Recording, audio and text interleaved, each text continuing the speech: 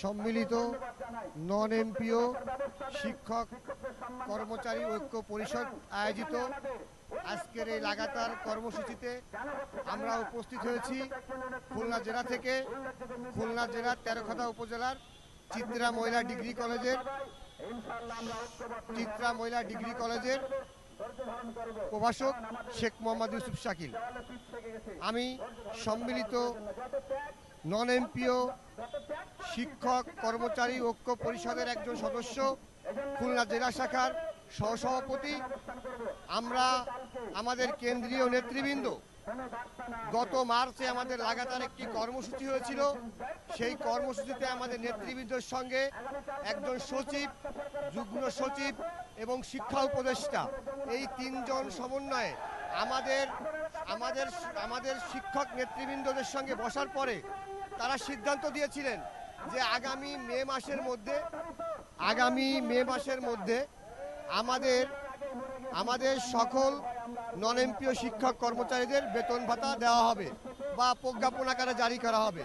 কিন্তু আমরা দেখলাম 3 মাস পেরিয়ে যাওয়ার পরেও আমাদের বিষয়ে কোনো সিদ্ধান্ত নেওয়া হয়নি। ইভেন কি বর্তমান যে বাজেট আসছে সেই বাজেটে আমাদের শিক্ষকদের নিয়ে কিছু রাখা হয়েছে কিনা সেটাও আমরা বলতে পারি না। এমন অবস্থায় আমরা চাই, এই নন এমপিও শিক্ষকরা সবাই এখানে এসে জড়ো হয়েছে, তারা চায় একটা স্পষ্ট বার্তা, আমাদেরকে যে কোনো মূল্যে হয় এমপিও দেওয়া হোক, না হলে আমরা ঘরে ফিরে যাব না। কারণ আমাদের এই প্রায় 70-80 হাজার শিক্ষক কর্মচারীর প্রত্যেকের বাড়ির আবাসনের অবস্থা খারাপ, আমাদের বেতন নেই, ভাতা নেই, আমরা না খেয়ে আছি, অনেক দুর্দিনে আমরা দিন কাটাচ্ছি। আমরা চাই সরকার দ্রুতই এই বাজেটেই আমাদের দাবিটা পূরণ করুক। বাংলাদেশে যত নন এমপিও শিক্ষা প্রতিষ্ঠান আছে সেই শিক্ষা প্রতিষ্ঠানগুলোকে এমপিওভুক্ত করা হোক, এক বাক্যে এমপিওভুক্ত করা হোক, কোনো শর্তহীনভাবে। যেসব শিক্ষা প্রতিষ্ঠান আমাদের সচল শিক্ষা প্রতিষ্ঠানগুলোকে এমপিওভুক্ত করা হোক। কারণ আমাদের স্বীকৃতি দেওয়া হয়েছে, আমাদের নবায়ন করা হয়েছে। আমরা প্রত্যেক বছর আমাদের যে ছাত্রছাত্রী, আমাদের যে পরীক্ষার মান, সবগুলোতে আমরা উন্নত, আমাদের রেজাল্ট ভালো, তাহলে কেন আমাদেরকে এমপিও দেওয়া হবে না?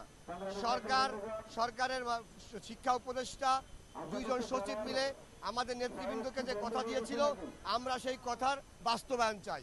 যদি বাস্তবায়ন না হয় এই শিক্ষক সমাজ ঘরে ফিরে যাবে না।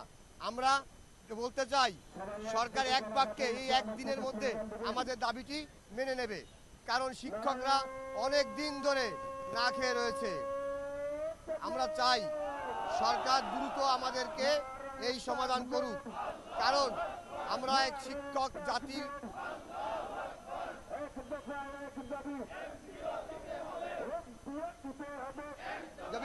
দাবি এমপিও দিতে হবে, ঘরে ফিরে যাব এমপিও না দিলে, এমপিও না দিলে, ঢাকা শহর ছাড়বো না এমপিও না দিলে। ধন্যবাদ সবাইকে।